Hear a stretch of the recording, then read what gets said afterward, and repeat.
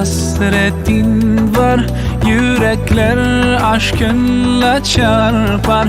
Sensiz dünya bizlere dar. Selam sana ey kutlu yar. With submission, faith and patience, you conveyed the noble message, brought us light through your guidance. Peace be upon you, my beloved. Ya Habibi, Ya Muhammad, Ya Nabi, salam alayka.